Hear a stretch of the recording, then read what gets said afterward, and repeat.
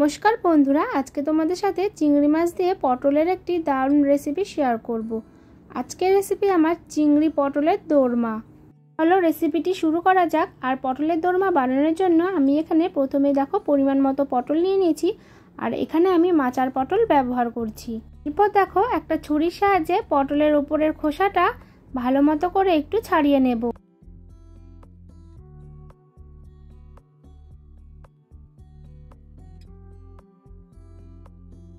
পটলগুলো বেশ ভালো করে ছাড়ানো হয়ে গেলে পর পটলের বোটার দিকের যে অংশটা আছে সেটা ছুরির সাহায্যে একটু কেটে নেব। পটলের পিছনের দিকের যে অংশটা আছে সেটাও কিন্তু অল্প করে একটু কেটে নেব। দেখো একটা চামচ নিয়েছি, চামচের পিছনের দিকের অংশটা দিয়ে পটলের ভেতরের দিকে যে শ্বাস আছে সেই শ্বাসটা চামচের সাহায্যে ঘুরিয়ে ঘুরিয়ে বার করে নেব।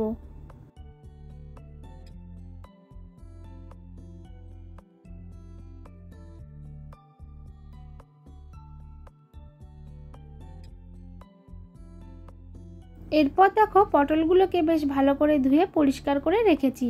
অন্যদিকে দেখো একটা আলু আমি ছোট ছোট টুকরো করে কেটে নিয়েছি। এরপর দেখো এখানে আমি 150 গ্রাম মতো চিংড়ি মাছের কিমা নিয়েছি। তো দেখো একটা কড়াই গরম করে নিয়েছি, তাতে দিয়ে দেব বেশ কিছুটা পরিমাণ সর্ষের তেল। তেলটা বেশ ভালো করে গরম করে নেব। তেল যখন ভালো করে গরম হয়ে যাবে তখন এক এক করে পটলগুলো দিয়ে দেব। তোমরা চাইলে কিন্তু পটলগুলোকে ভাজার আগে নুন হলুদ মাখিয়ে নিতে পারো।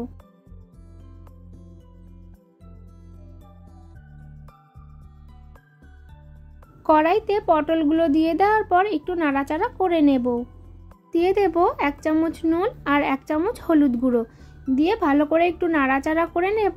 আর মিডিয়াম টু হাই ফ্লেমে পটলগুলোকে হালকা লালচে করে ভেজে নেব। আর এই পটলের দোরমা বানানোর জন্য মাচার পটল ব্যবহার করলেই কিন্তু বেশি ভালো হয়। তো দেখো পটলগুলো কিন্তু আমার লালচে করে ভাজা হয়ে গেছে। এবার এক এক করে পটলগুলো তুলে নেব।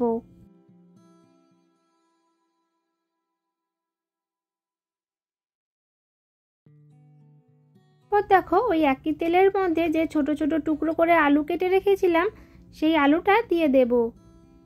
দিয়ে একটু নাড়াচাড়া করে নেব। এরপর দিয়ে দেব যে পটলের শাঁসটা বার করে রেখেছিলাম সেই শাঁসটা দিয়ে দেব। দিয়ে ভালো করে মিশিয়ে নেব আর ভালো করে একটু নাড়াচাড়া করে নেব। এরপর দিয়ে দেব পরিমাণ মতো নুন আর দিয়ে দেব 1/2 চামচ হলুদ গুঁড়ো দিয়ে ভালো করে একটু নাড়াচাড়া করে নেব। এটা কিন্তু হালকা একটু লালচে করে ভেজে নিতে হবে। যখন দেখবে বেশ ভালো করে ভাজা হয়ে গেছে তখন এই পটলের শাঁস আর আলুটা তুলে নেব।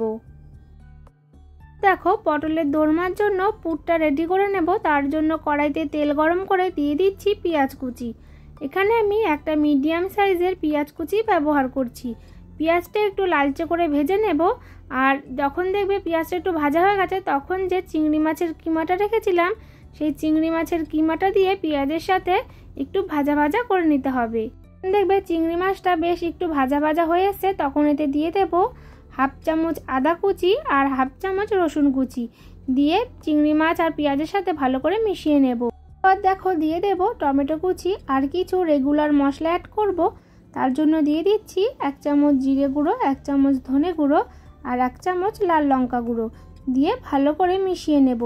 তোমরা যদি বেশি ঝাল খেতে পছন্দ করো তাহলে কিন্তু এই সময় কাঁচা লঙ্কা কুচিও অ্যাড করে দিতে পারো।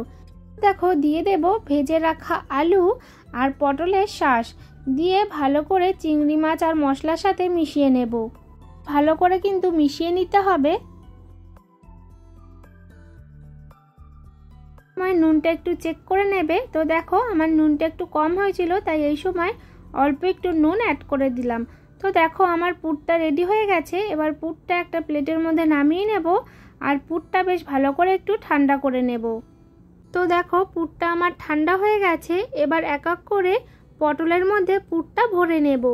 অল্প অল্প করে পুর নিয়ে পটলের মধ্যে বেশ ভালো করে পুরটা ভরে নিতে হবে।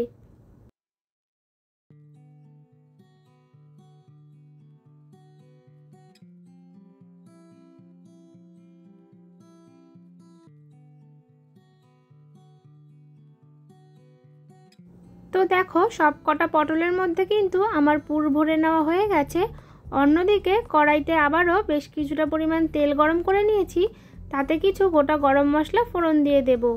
এর জন্য আমি এখানে দারচিনি, এলাচ, লবঙ্গ আর গোটা জিরে ব্যবহার করেছি। এরপর দেখো দিয়ে দেব পেঁয়াজ কুচি। পেঁয়াজটা বেশ হালকা লালচে করে একটু ভেজে নেব।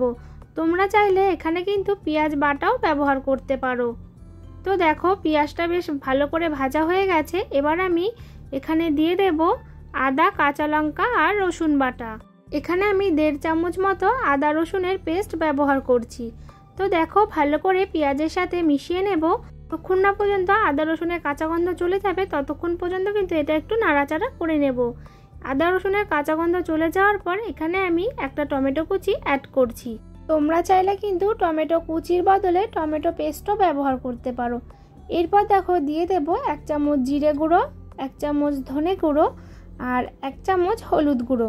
দিয়ে দেব 1 চামচ কাশ্মীরি লঙ্কার গুঁড়ো আর সামান্য জল দিয়ে মশলাটা কিন্তু বেশ ভালো করে কষিয়ে নিতে হবে। চাইলে কিন্তু এই সময় লঙ্কার গুঁড়ো ব্যবহার করতে পারো। আমি যেহেতু আদা রসুন পেস্ট করার সময় অল্প কাঁচা লঙ্কা দিয়েছিলাম, তাই আর আমি এখানে লঙ্কার গুঁড়ো ব্যবহার করিনি। দেখো একটা মিক্সার জার নিয়েছি, তাতে দিয়ে দেব 6-7টা কাজু বাদাম আর 1 টেবিল চামচ মতো চাল মগজ দিয়ে একটা স্মুথ পেস্ট রেডি করে নেব। ফ্লেমটা মিডিয়ামে করে রেখে মশলাটা কিন্তু বেশ ভালো করে কষিয়ে নিতে হবে। যখন দেখবে মশলাটা বেশ ভালো করে কষানো হয়ে গেছে তখন এতে দিয়ে দেব চাল মগজ আর কাজু বাদামের পেস্ট দিয়ে ভালো করে এটাও কিন্তু কষিয়ে নিতে হবে। বেশ সময় ধরে মশলাটা কষিয়ে নেব। মশলা কষাতে কষাতে যখন মশলা থেকে তেল ছেড়ে আসবে তখন এতে দিয়ে দেব 1/2 বাটি জল। তোমরা যে যেরকম গ্রেভি রাখতে চাও সেই অনুযায়ী জল দেবে। করে একটু নাড়াচাড়া করে নেব। সেই ফ্লেমটা এই সময় মিডিয়ামে করে রাখবো। যখন দেখবে গ্রেভিটা বেশ ভালো করে ফুটে এসছে তখন এই সময় পরিমাণ মতো গ্রেভিতে নুনটা দিয়ে দেব। তো দেখো গ্রেভিটাও কিন্তু আমার বেশ ভালো করে ফুটে গেছে। এরপর আমি এক এক করে পুর ভরা পটলগুলো দিয়ে দেব। পটলগুলো দেওয়ার পর কিন্তু খুব বেশি রান্না করব না, তাহলে কিন্তু পুরগুলো বেরিয়ে আসতে পারে। পটলগুলো ঝোলের মধ্যে দিয়ে দেওয়ার পর মিনিমাম আমি 2 মিনিট মতো একটু রান্না করে নেব। পটলগুলো একটু হালকা হাতে উল্টে পাল্টে দিচ্ছি। আর এই সময় দিয়ে দেব সামান্য পরিমাণ চিনি আর নামানোর আগে দিয়ে দেব 1 চামচ গরম মশলা গুঁড়ো আর 1 চামচ ঘি।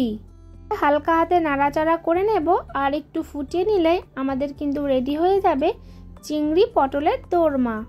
এই চিংড়ি পটলের দোরমা তোমরা গরম ভাত, ফ্রাইড রাইসের সাথে সার্ভ করতে পারবে আর এটা খেতে কিন্তু অসাধারণ হয়।